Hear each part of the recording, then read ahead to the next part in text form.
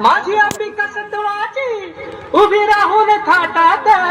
वाट बघती भक्ताची तुळजापुराच्या घाटात वाट बघती भक्ताची तुळजापुराच्या घाटात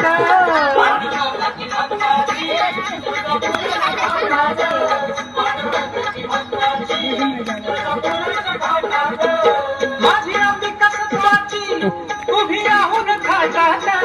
माझी अंबिका सत्वाची